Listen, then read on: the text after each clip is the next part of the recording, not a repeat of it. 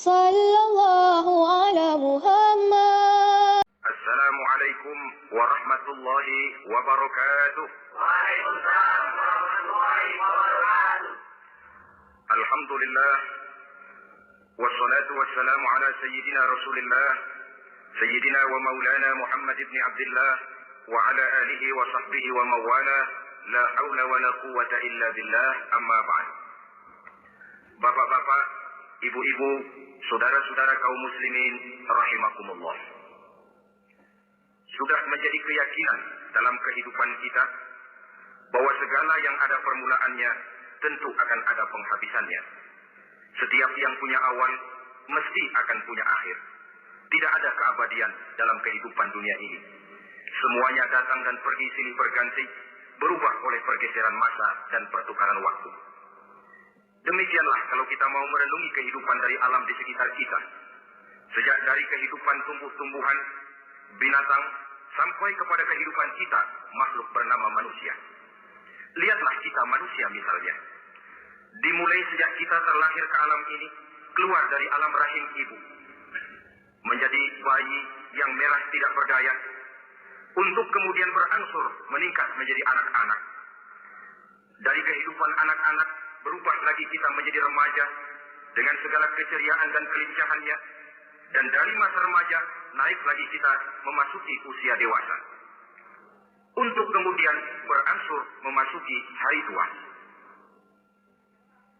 Lalu setelah kita memasuki hari tua, sehari, seminggu, sebulan, setahun, sampailah kita kepada batas waktu yang telah ditentukan oleh Allah, yang dinamakan ajal.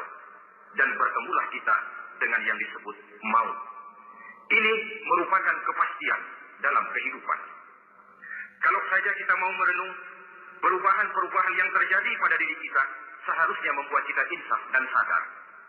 Di kala remaja kita begitu lincah, punya rambut yang hitam ikal berderai, punya lesung di pipi, punya senyum yang indah menawan setiap orang yang melihat, punya kulit yang kencang dan bersih. Manakala kita memasuki hari tua, perubahan frontal pun terjadi. Kulit mulai jadi keriput, rambut yang tadinya hitam ikal berderai mulai memutih, nikmat berkurang, gigi yang tadinya utuh dan sanggup mengunyah apa saja, satu demi satu permisi meninggalkan kita. Sangat boleh jadi, di kala remaja kita senyum semua orang terpikat. Di kala hari tua dengan kulit yang keriput dan gigi yang tidak ada lagi, manakala kita senyum, mungkin orang bakal lari dari sekitar kita. Kemana keindahan yang tadinya begitu menawan? Kemana senyum lesung pipit yang tadinya menarik perhatian orang? Pergi meninggalkan kita, berubah oleh pergeseran masa dan pertukaran waktu. Nah, bila maut datang menjemput kita, selesailah kehidupan sampai di situ? Ternyata belum. Kalau lahir merupakan perpindahan hidup dari alam rahim ke alam dunia, maka mati hakikatnya merupakan perpindahan hidup dari alam dunia ini ke alam kehidupan yang berikutnya yang dinamakan dengan alam barzah. Andai kata hidup cuma sekali, secara moral kita sanggup berkata alangkah tidak adilnya Tuhan. Kenapa? Dalam kehidupan ini kan aneka ragam terjadi. Ada orang yang zalim, ada orang yang dizalimi. Ada orang yang membunuh, ada orang yang terbunuh. Ada orang yang kaya, ada orang yang miskin. Ada orang yang jujur, ada orang yang menghalalkan segala cara. Sehingga banyak ketidakadilan yang terlepas daripada pengadilan dunia. Lalu orang pun bilang, di dunia ini katanya banyak pengadilan tapi sulit keadilan. Di dunia ini mudah mencari pengadilan tapi sulit untuk mencari ketidakadilan. Andai kata hidup cuma sekali, tidak akan ada hidup sesudah hidup yang sekarang ini. Bagaimanakah nasib mereka yang lepas dari pengadilan dunia ini? Alangkah tidak adilnya Allah, andai kata tidak ada kehidupan sesudah hidup yang sekarang. Tentulah akan terjadi di mana orang menghalalkan segala macam cara untuk mencapai tujuan. Yang penting kan saya kaya, yang penting kan saya punya jabatan dan kedudukan tinggi. Kalau perlu silat atas, silat atas. Kalau perlu sikut kiri kanan, sikut kiri kanan. Kalau perlu injak bawah, injak yang bawah. Ini prinsip daripada orang-orang komunis. Dan pantas karena mereka tidak percaya kepada kiamat. Pantas karena mereka tidak percaya akan adanya kehidupan sesudah hidup yang sekarang ini. Maka saya menghimbau kepada seluruhnya, kita sudah kadang menyepakati negara ini berdasarkan Pancasila. Kita sudah kadang konsensus bahwa PKI dengan seluruh ajarannya tidak punya hak hidup di bumi Pancasila yang kita cintai ini.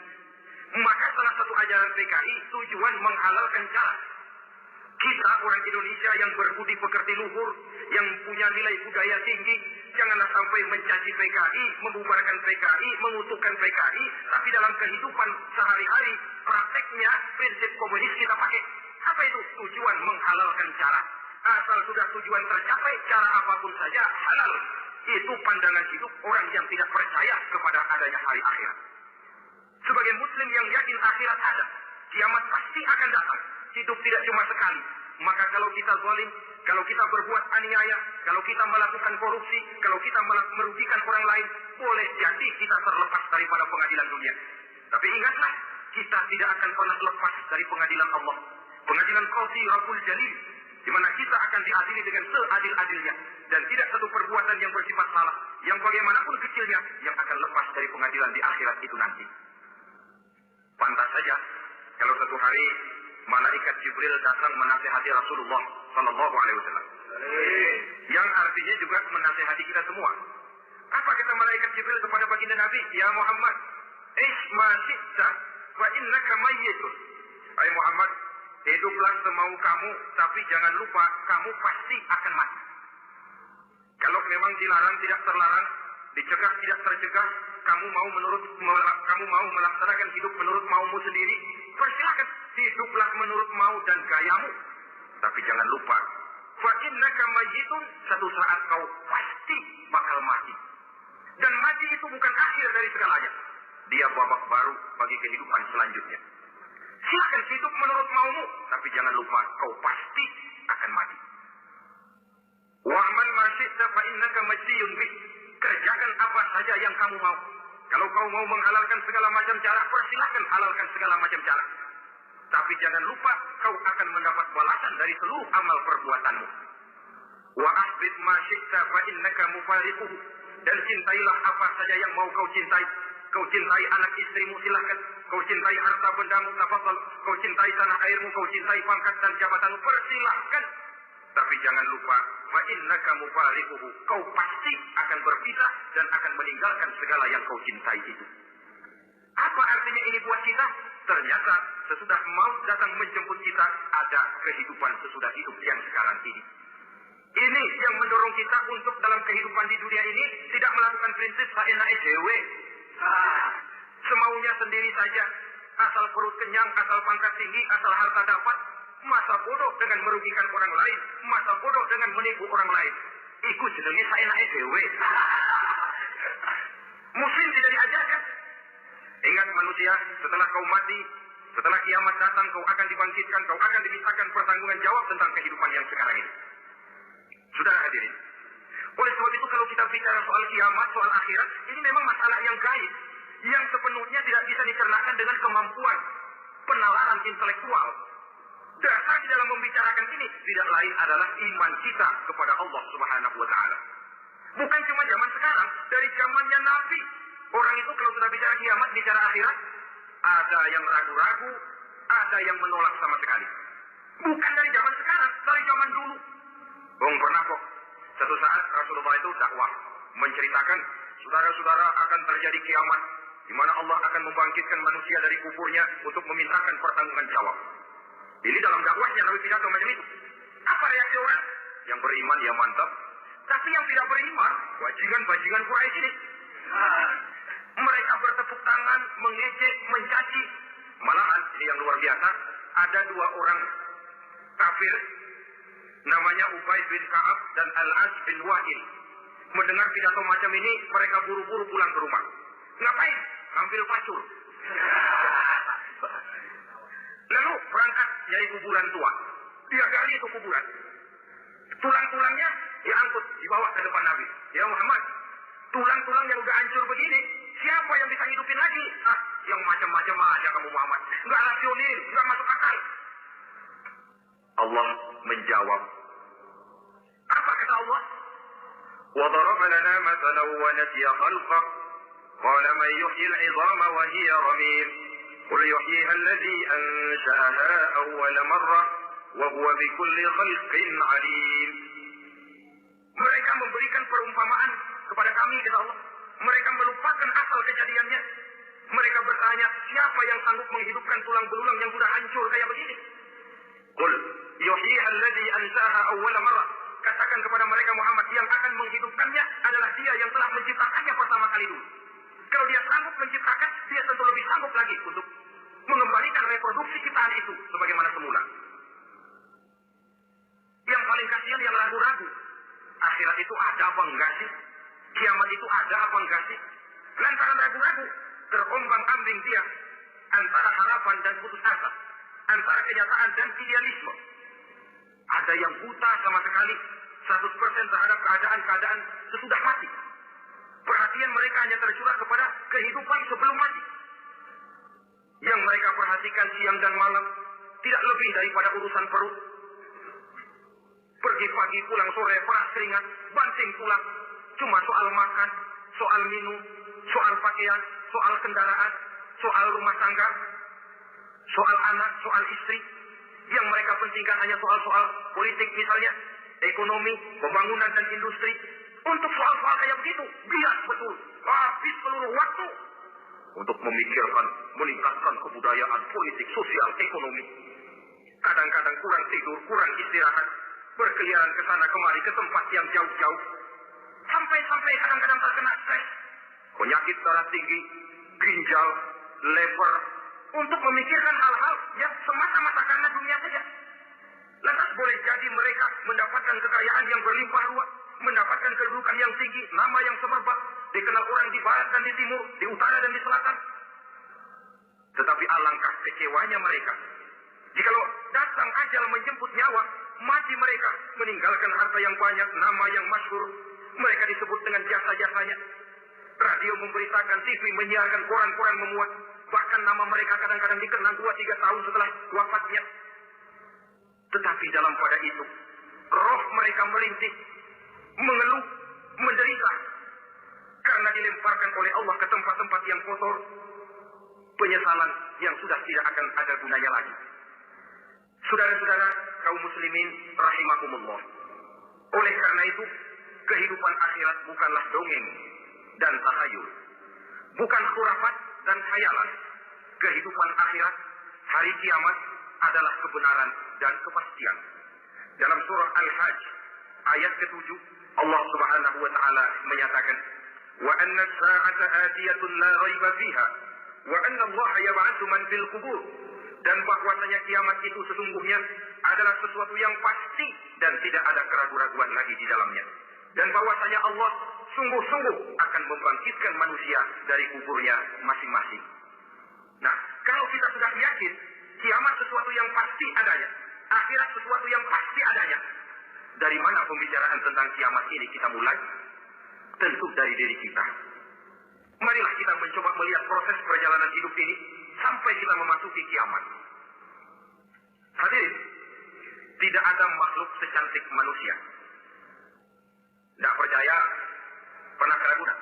Nah, saudara masuk ke kebun binatang. Segala macam makhluk ada di situ. Ratusan macam jenis binatang. Bandingkan dengan saudara, kira-kira cakep mana?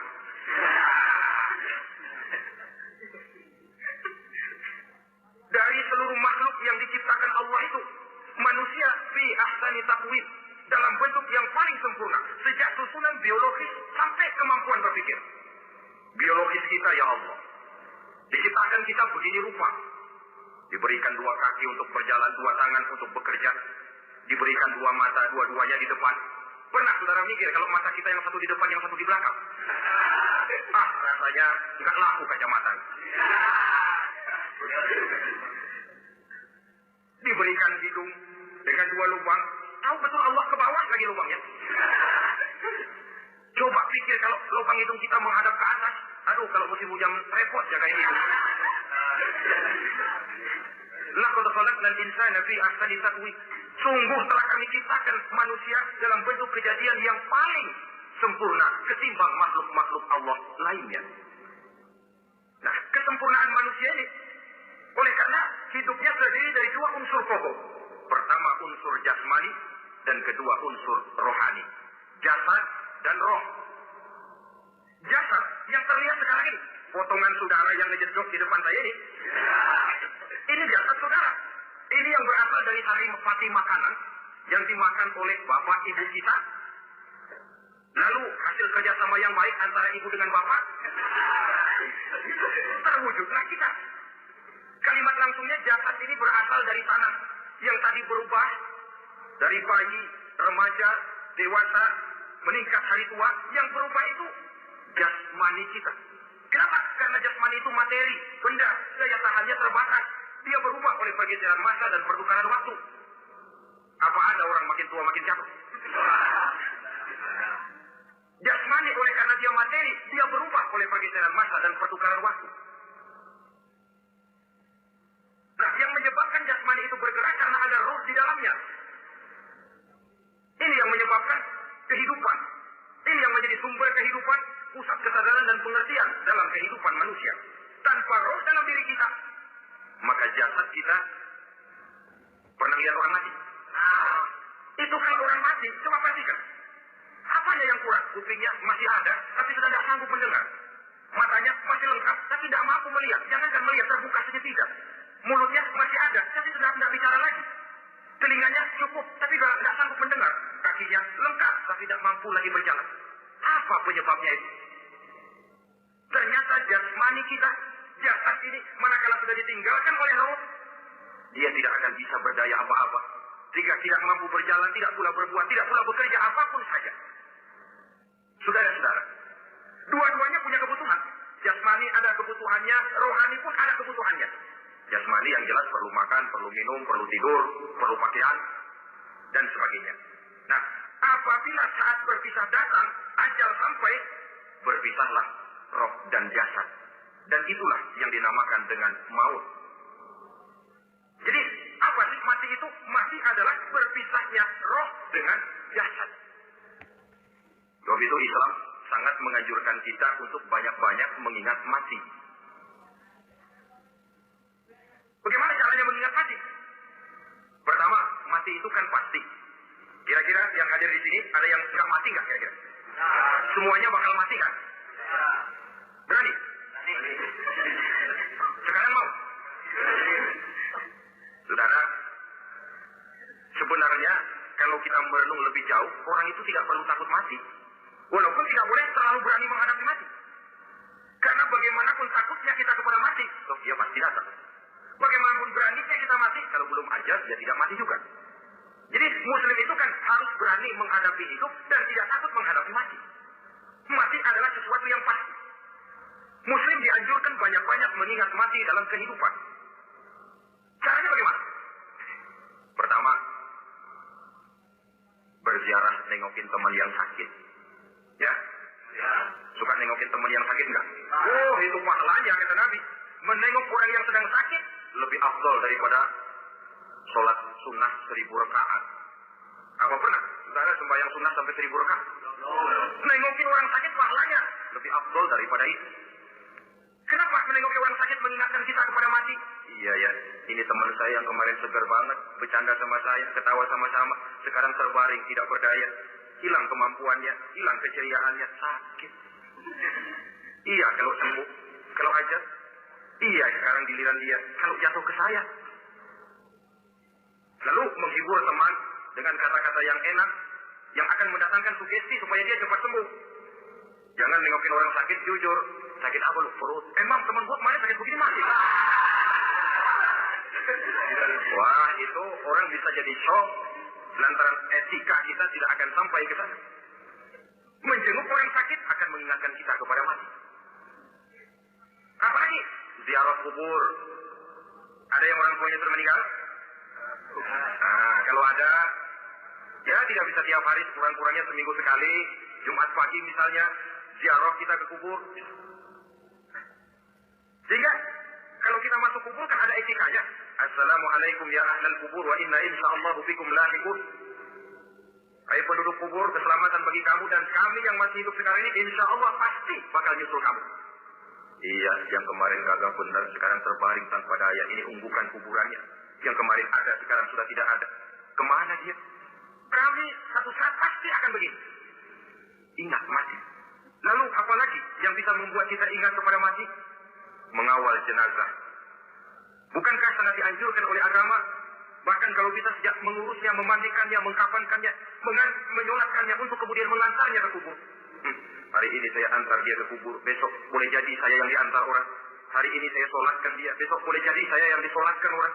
Hari ini saya masukkan dia ke liang lahat, besok mungkin giliran saya dimasukkan orang ke liang lahat. Ingat mati, tumbuh kesadaran. Lalu, daya positifnya dalam kehidupan apa? Nah, saudara-saudara hadirin, orang yang mengingat mati bukan lantas menjadi lemah dalam kehidupan, menjadi putus asa, sedikit semangat, terbentur kesulitan, mudah frustasi. Bukan itu tujuannya kita diperintah mengingat mati.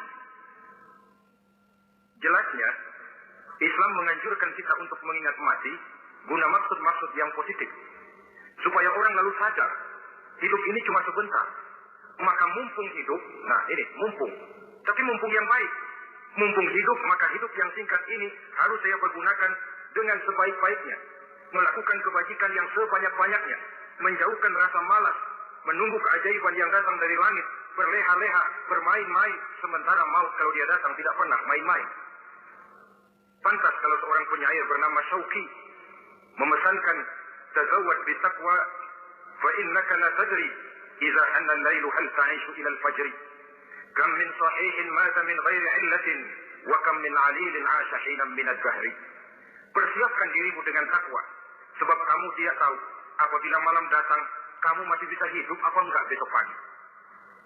Apa ada jaminan saudara yang kumpul di depan saya malam ini besok masih bisa hidup? Tidak. Ada jaminan? Tidak ada sama sekali. Kam min sahihin mata min ghairi illatin. Berapa banyak orang sehat mati nggak pakai sakit lagi. Sebabnya kadang-kadang ringan saja. Ada yang cuma jatuh di kamar mandi, mati. Ada yang cuma ketiban pensil. Iya, kalau ketiban pensil 3 peti masa nggak mati. Ta'addadatil asbab wal maut wahid. Sebabnya boleh jadi macam-macam, tapi mati satu juga, yaitu mati. Dia seperti kelapa yang terlalu tua jatuh ke bawah, yang kembang baru keluar pun jatuh ke bawah. Itulah mati. Dia datang menjemput yang bayi, dia datang mengambil yang anak-anak, dia datang juga kepada yang remaja, kepada yang dewasa, kepada yang tua sekalipun. Jangan yang remaja lalu berpikir, gua rasanya masih jauh banget sama mati. Ini sesuatu yang pasti yang kita tidak pernah diberitahu kapannya. Kalau dikasih tahu kapannya kan kita bisa umpama malaikat maut datang ke rumah saya, saudara Zainuddin kau mati 80 tahun lagi. Wah, saya kan berhitung, masih lama, poya-poya aja dulu Tapi ini tidak pernah diberitahu kepada kita. Lantaran tidak diberitahu itulah kita perlu bersiap-siap dengan selalu mengingat-ingat mati yang mendorong kita untuk berbuat positif. Satu contoh peringatan mati yang mendatangkan positif pada peristiwa ketika turun perintah hijrah. Ketika di Mekah sudah terpepet turun perintah hijrah. Ini sahabat yang berangkat hijrah, jangan dikira semua bulat hati. Ada yang mikir, kalau saya hijrah berangkat dari Mekah ke Madinah, nanti di tengah jalan dicegat oleh kafir Quraisy lalu dibunuh, mati saya. Takut mati. Allah peringatkan, kullu nafsin dha'iqatul maut. Kamu disuruh hijrah saja takut mati, padahal kamu tahu semua yang hidup bakalan mati. Diam saja di Mekah mati, hijrah ke Madinah pun akan mati. Mendengar ayat ini, Sayyidina Umar bin Khattab seperti dibakar semangatnya. Kalau sebagian sahabat hijrah sembunyi-sembunyi, beliau mau hijrah itu malah bajingan Quraisy dikumpulkan dekat Ka'bah. Pidato, ya masyarakat Quraisy, dedengkot Quraisy, dengerin. Besok pagi yang namanya Umar bin Khattab mau hijrah dari Mekah ke Madinah. Siapa yang kepengen kepalanya berpisah dengan badannya, persilahkan cegat Umar di jalanan. Besok dengan tenang dia berangkat hijrah, gak ada yang berani nyegat.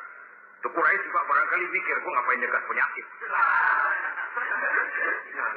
Begitu ingat mati, timbul semangat jiwa. Timbul semangat berbuat. Ini ingat mati yang positif, bukan yang melemahkan semangat. Dah jangan kerja rajin-rajin dah, lu bakalan mati. Ini ingat mati yang salah pasang. Ingat mati seharusnya mendorong manusia untuk berbuat lebih tekun. Allah memberikan peringatan. Qul innal mauta allazi tafiruna minhu fa innahu mulaqikum. Katakan, maut yang kamu akan melarikan diri daripadanya, yang kamu takuti benar dia pasti akan datang menjemput kamu. Saudara-saudara hadirin yang saya hormati, datangnya memang tidak kita harapkan yang namanya maut, Tapi sekali dia datang, tidak ada pintu tempat kita lari. Dia memang tidak pernah kita undang. Tapi sekali dia datang, mengetok pintu, kekuatan apa yang bisa menolak? Dia sebuah tanda seru dalam kehidupan. Apa yang menyebabkan orang takut mati? Pertama barangkali, karena dia tidak tahu bagaimana kehidupan sudah mati. Alam kubur gelap, alam akhirat gelap. Sehingga dia bingung, lantaran bingung, lalu jadi takut. Yang kedua boleh jadi oleh bayangan-bayangan dosa yang pernah dia kerjakan di dunia ini. Kerjanya cuma menuntut dosa. Dia gembira, bahagia, tertawa di atas tumpukan dosanya. Merasa segan berpisah dengan seluruh kehidupan ini. Sehingga boleh jadi maut adalah sesuatu yang ditakutkannya benar dalam kehidupan. Tapi bagaimanapun takutnya, tidak ada tempat lari dari dia. Dalam ayat lain Allah jelaskan, Aynama takunu yudrikumul mautu walau kuntum fi burujin musayyara. Di mana saja kamu berada, dalam benteng yang paling tangguh sekalipun, maut pasti akan datang menjemput kamu. Nah, bagaimana caranya maut datang menjemput kita? Bila datang dia, sang malaikat pencabut nyawa, malaikat Israel namanya, hendak mengambil ruh kita. Dalam suasana macam begitu, di akhir kehidupan dunia, dalam berhadapan dengan sakaratul maut, terbagilah manusia dalam dua bagian besar. Pertama, yang menghadapi sakaratul maut itu dengan husnul khatimah, baik di akhirnya, sehingga pada saat ruhnya berpisah dengan jasadnya, kelihatan dia seperti senyum, mukanya cerah. Bahkan sebelum itu boleh jadi dia sempat meninggalkan pesan-pesan yang baik. Ada yang sempat azan, ada yang sempat baca Quran.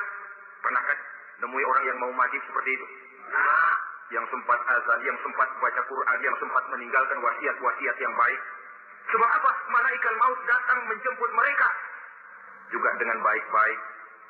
Dicabut ruhnya perlahan-lahan, tapi sungguh pun perlahan-lahan. Pedihnya, sakitnya tetap tiada tara.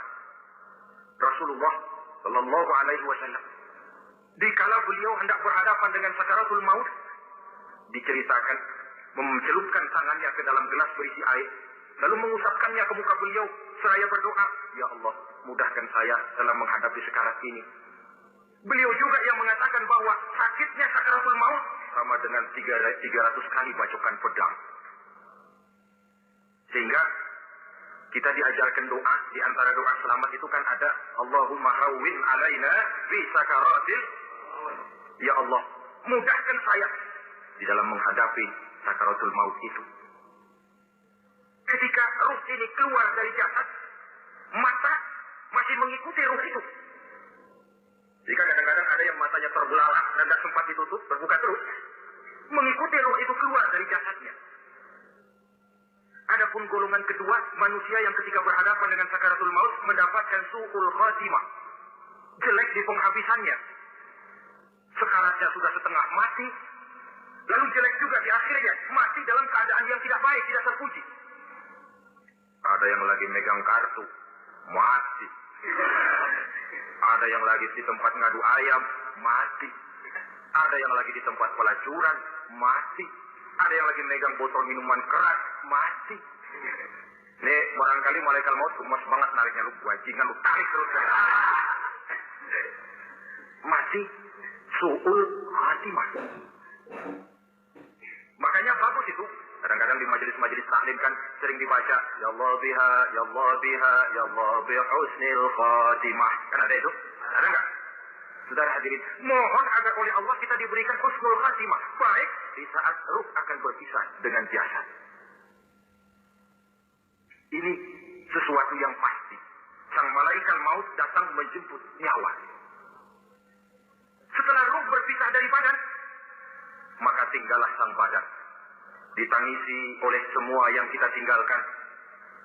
Sehingga kepada putrinya Fatimah, ketika malaikat maut datang hendak menjemput baginda Nabi, beliau berkata kepada anaknya, Fatimah, kamu tahu siapa yang datang? Saya tidak tahu, Bapak. Yang datang hadimul lazat. Itu dia yang menghancurkan seluruh kesenangan dunia. Wa qati'us syahwat, yang memisahkan kita dengan seluruh yang kita cintai. Dia malaikat maut, Pak. Manakala jasad sudah ditinggalkan oleh ruh, itulah yang dikerubungi orang. Anak menangis, istri menangis, orang tua bersedih, teman-teman merasa kehilangan, menangisi jasad. Diuruslah jasad kita, dimandikan sebagaimana mestinya, dikafankan dengan kain putih 3 lembar. Itu yang hendak kita bawa kembali ke tempat asal kita. Pakaian sutra jas yang mereknya Switzerland wool, kain yang Samarinda, sepatu yang Belly atau Beltoni, jam tangan yang Rolex, kendaraan yang serba mewah. Tidak ada yang menyertai kita. Kain putih 3 lembar itu saja lagi. Demi setelah dikafankan, dibujurkan kita menghadap ke arah kiblat. Orang banyak pun datang menyolatkan kita dengan 4 takbir, diiringi dengan doa. Lalu upacara pelepasan. Berangkat kita meninggalkan anak, istri, suami, kampung halaman, tanah air, bahkan alam dunia ini. Selamat tinggal alam dan seluruh isinya. Tinggallah yang tinggal. Saya akan kembali ke tempat asal dari mana saya datang untuk kembali mempertanggungjawabkan seluruh perbuatan saya dalam kehidupan ini. Manakala upacara pelepasan selesailah sudah, dimasukkan kita ke keranda jenazah. Digotong orang, bismillah wa ala millati Rasulillah. Dibawa ke tempat peristirahatan terakhir katanya. Padahal dulu kalau mau kita istirahat, ke Vietnam kita, ke Bali lah kita, ke Hong Kong lah kita, ke tempat-tempat tamasya yang indah. Oh, rupanya akan sampai juga perjalanan menuju tempat peristirahatan terakhir, yang luasnya tidak akan lebih dari 2 kali 1 meter. Diusung orang kita, diantarkan orang banyak. Manakala sampai ke atas liang lahat, pengusung jenazah dibuka, diturunkan kita ke liang lahat, dibaringkan. Gumpalan tanah akan jadi bantal kita. Muka dibuka, dihadapkan ke arah kiblat. Setelah itu, ditutup liang lahat kita dengan kayu. Masih belum kurang, diuruk dengan tanah. Yang menguruk orang-orang yang tadinya mencintai kita, menyayangi kita. Tapi ketika jasad sudah ditinggalkan ruh, habis rupanya cintanya. Coba jasad kalau sudah ditinggalkan ruh, 3 hari aja di rumah serem. Ya mayit siapa yang betah temenin mayit. Lalu bila upacara pemakaman selesai, maka berusahlah semuanya. Para pengantar akan kembali ke rumahnya masing-masing. Maka masuk kita ke alam kehidupan, yaitu yang disebut alam barzakh atau alam kubur. Apa selesai hidup sampai di situ? Tidak. Hanya beberapa langkah setelah yang mengantar kita pulang. Diriwayatkan dalam hadis Bukhari dan Muslim, bila seseorang sudah diletakkan di kuburnya, lalu yang mengantar kembali pulang, maka roh si mayit akan dapat mendengar bunyi serompak orang yang pulang itu. Bunyi serompaknya terdengar. Datang 2 malaikat menanyakan dia dengan pertanyaan-pertanyaan yang kalau bisa dijawab dengan betul, 2 malaikat yang bernama Munkar Nakir akan bilang, jawabanmu betul, tenanglah kau di sini, naumatan arus, tidurlah kau di sini seperti tidurnya pengantin. Orang yang baik-baik di alam kuburnya akan mendapat nikmat kubur. Sehingga masa penantian yang lama, jangan lupa, kita masuk ke kubur itu kan menunggu sampai datangnya hari kiamat. Jadi kalau kiamat umpamanya masih 1000 tahun lagi, ya 1000 tahun kita menunggu. Orang yang baik-baik penantian di alam kubur, kata malaikat, naumatan arus, tidurlah kamu seperti tidurnya pengantin. Bagaimana sih tidurnya pengantin? Enggak berasa. Iya, kata anak sekarang endah aja. Begitu menerusin pagi, kata lakinya, malam sebentar benar ya Neng.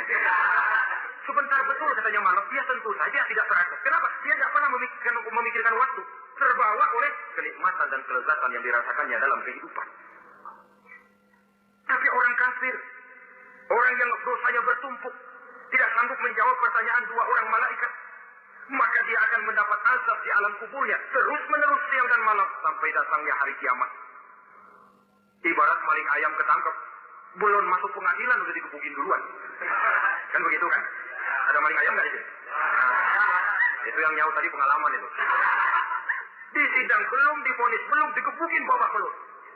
Saudara hadirin, maka alam kubur bisa merupakan raudhatun min riyadil jannah, taman di antara taman-taman surga, pun juga bisa merupakan hufratun min hufarin niran, menjadi liang daripada neraka. Ada lagi riwayat yang dari Imam Muslim yang diperoleh dari Zaid bin Sabit. Zaid bin Sabit cerita, satu hari kami bersama Rasulullah SAW berada dalam kebun kepunyaan Bani Najjar. Rasulullah sedang duduk di atas keledai. Tiba-tiba entah bagaimana itu keledai terkejut, kaget, berontak, hampir Rasulullah jatuh. Rasulullah kemudian bertanya, rupanya di kebun itu ada kuburan tua, 5 atau 4 kuburan. Rasulullah lalu bertanya, saudara-saudara ada yang tahu nggak ini kuburan siapa? Nggak ada ya Rasulullah. Memang kenapa? Ini penghuni kuburnya lagi disiksa oleh Allah. Andai kata boleh saya mohon kepada Allah, supaya kamu dengar seperti yang saya dengar, andai kata saja kamu kuat mendengarnya, saya pasti akan berdoa. Tapi sayang, saya yakin kamu pasti tidak akan kuat mendengar mereka mendapat azab di kuburnya.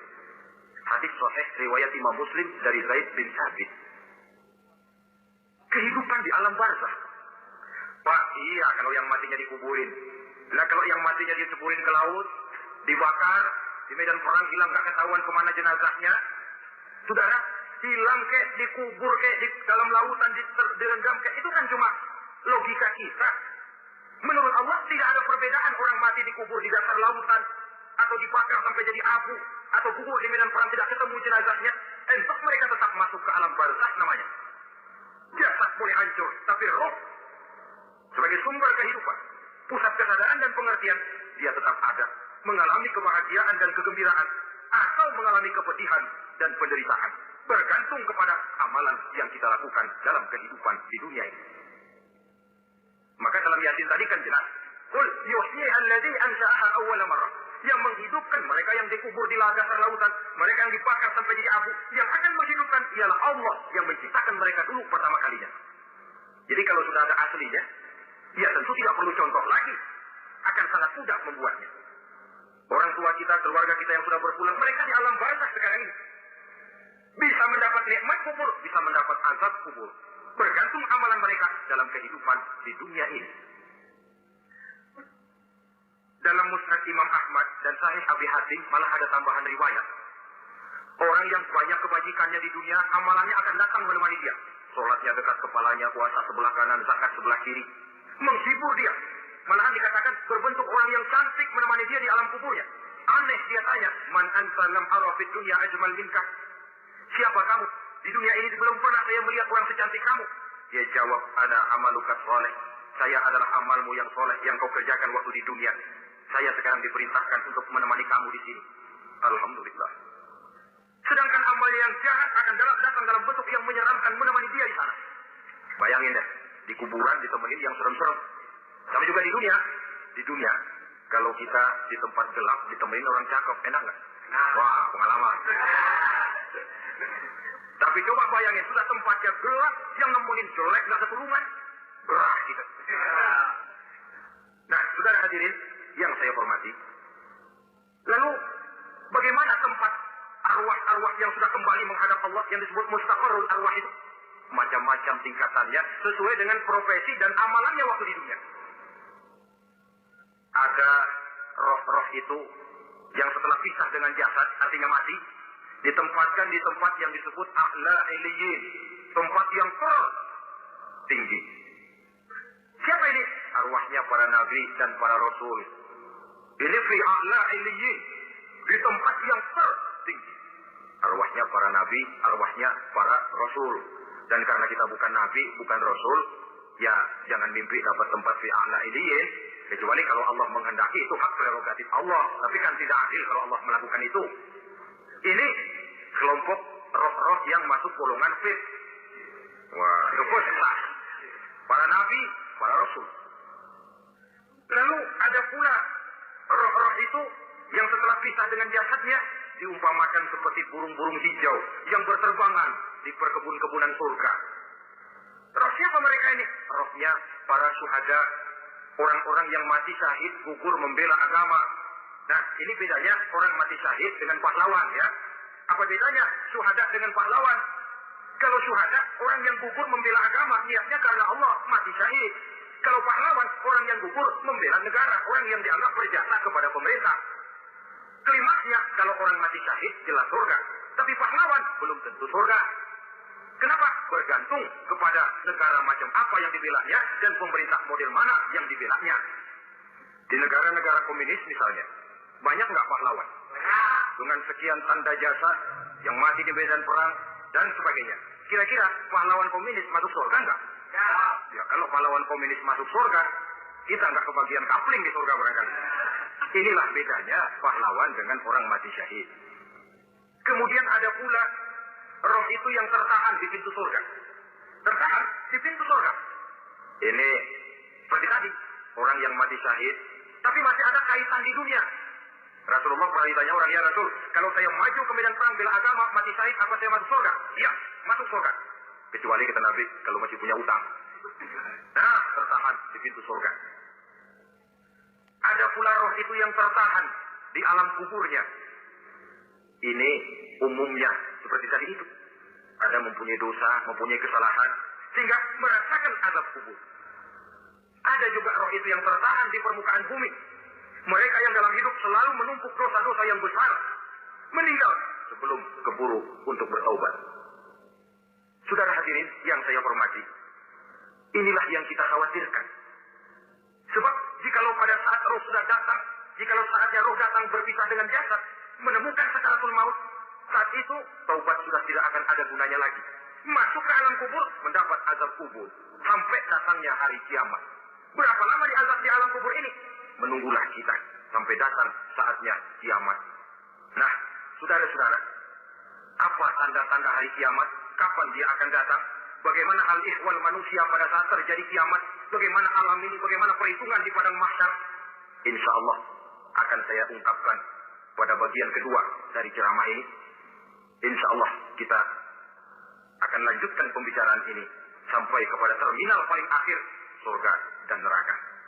Inilah saja pertemuan kita pada kesempatan kali ini. Terima kasih banyak atas segala perhatian. Mohon maaf atas segala kekurangan. Wabillahi taufiq wal hidayah. Wassalamualaikum warahmatullahi wabarakatuh.